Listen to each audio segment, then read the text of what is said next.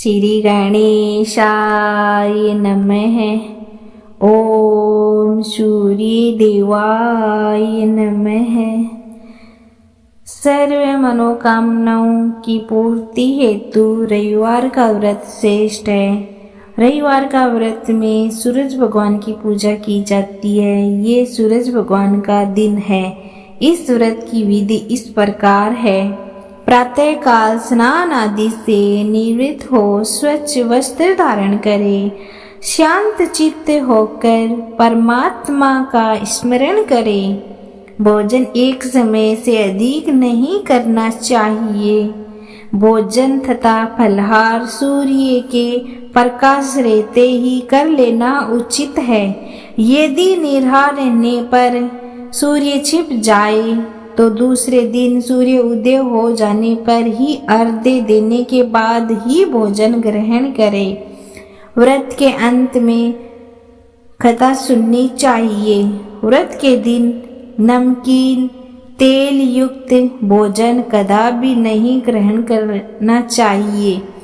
इस व्रत के करने से मान सम्मान बढ़ता है तथा शत्रुओं का क्षय होता है। आँख की पीड़ा के अतिरिक्त अन्य सब पीड़ाएं दूर होती है सूरज भगवान की कृपा से। कथा इस प्रकार है। एक बुढ़िया माई थी। उसका एक नियम था। वह प्रति रविवार को सवेरे ही स्नान आदि करके घर को गौ के गोबर से लीप कर भोजन तैयार करती। भगवान को भोग लगाकर स्वयं भोजन करती थी। ऐसा व्रत करने से उसका घर अनेक प्रकार के धन धान्य से परिपूर्ण था। श्री हरि की कृपा से घर में किसी प्रकार का विघ्न या दुख नहीं था। सब प्रकार से घर में आनंद रहता था। इस तरह कुछ दिन बीत जाने पर उसकी एक पड़ोसन जिसकी गौ का गोबर वह बुढ़िया माई लाया करती थी, विचार करने लगी, यह बुढ़िया सर्वदा मेरी गौ का गोबर ले जाती है, इसीलिए मैं अपनी गौ को घर के भीतर बांध लूंगी। बुढ़िया को गोबर न मिलने से रविवार के दिन अपने घर को न लीप सकी। इसीलिए उसने न तो भोजन बनाया न भगवान को भोग लगाया तथा स्वयं भी भोजन नहीं किया। इस प्रकार उससे निराहार व्रत किया गया। रात्रि को और वह भूखी सो गई। रात्रि में भगवान ने उसे स्वप्न में पूछा, भोजन बनाने तथा भोग न लगाने का कारण पूछा। बुढ़िया माई ने गोबर न मिलने का कारण सुनाया सूरज भगवान को। सूरज भगवान ने कहा, माता, हम आपको ऐसी गौ देते हैं जिससे सभी इच्छाएं पूर्ण होती है, क्योंकि तुम हमेशा रविवार को गौ के गोबर से लीपकर भोजन बनाकर मेरा भोग लगाकर खुद भोजन करती हो। इससे मैं खुश होकर तुमको वरदान देता हूँ। निर्धन को धन और बौंध स्त्रियों को पुत्र देकर दुखों को दूर करता हूँ तथा अंत में मोक्ष देता हूँ।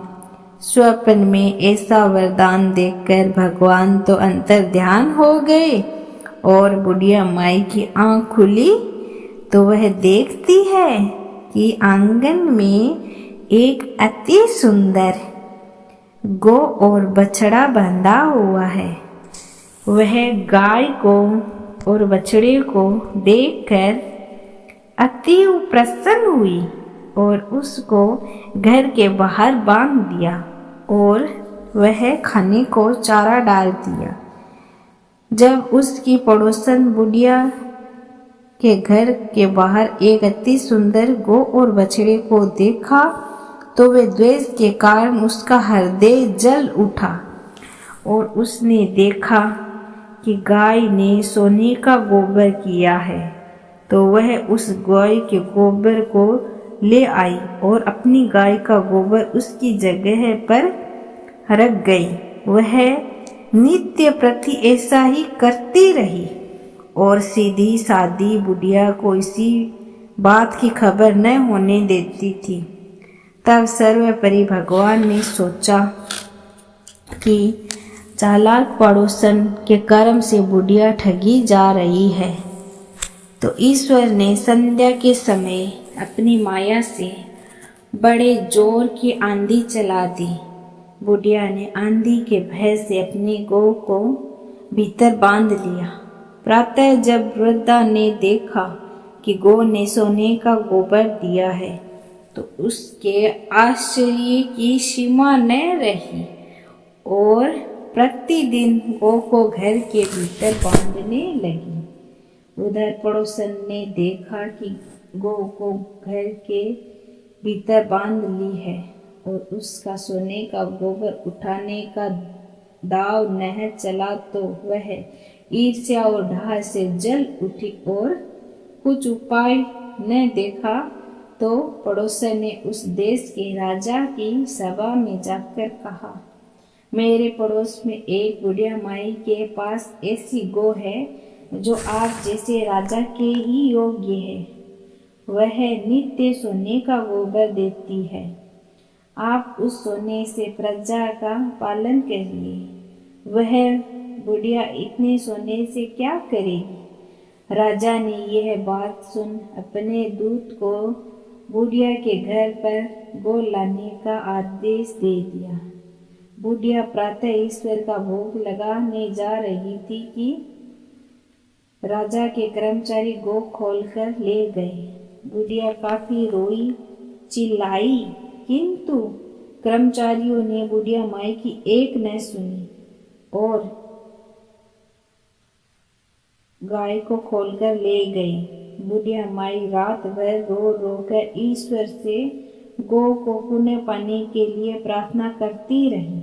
उधर राजा गौ को देखकर बहुत प्रसन्न हुआ, लेकिन सुबह जैसे ही वह उठा सारा महल गोबर से भरा दिखाई देने लगा। राजा ये देखकर घबरा गया। भगवान ने रात्रि में राजा को स्वप्न में कहा, हे राजा, गाय को बुढ़िया को लौटाने में ही तेरा भला है। उसने रविवार के व्रत से प्रसन्न होकर मैंने गौ दी है।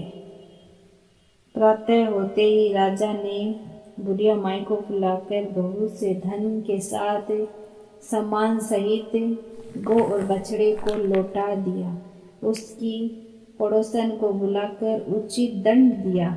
इतना करने के बाद राजा के महल से गंदगी दूर हुई। उसी दिन से राजा ने नगरवासियों को आदेश दिया कि राज्य की तथा अपनी समस्त मनोकामनाओं की पूर्ति के लिए रविवार का व्रत रखा करो। व्रत करने से नगर के लोग सुखी जीवन व्यतीत करने लगे।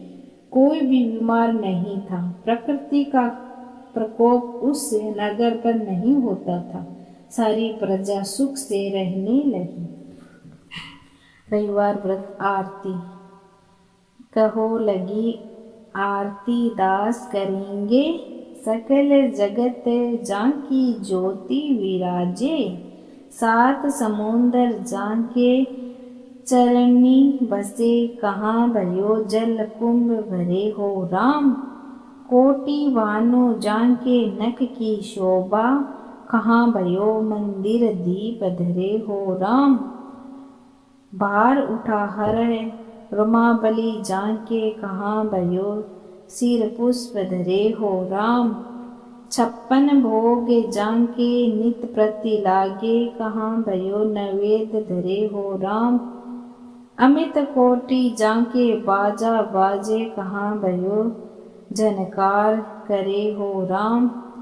चार वेद जाके मुख की शोभा, कहाँ भयो ब्रह्म वेद पढ़े हो राम। शिव सनकादिक आदि ब्रह्मादिक नारद मुनि जाको ध्यान धरे हो राम। हिम मंदार जाको पवन झकोरे, कहाँ भयो सिर चिवर डुरे हो राम। लख 84 बंदे छुड़ाए, केवल हरियस नाम वेद गयो हो राम। जय हो सूरज भगवान की जय हो। अगर आपको ये वीडियो पसंद आया हो तो लाइक शेयर जरूर करना और कमेंट बॉक्स में ओम सूर्य देवाय जरूर लिखना।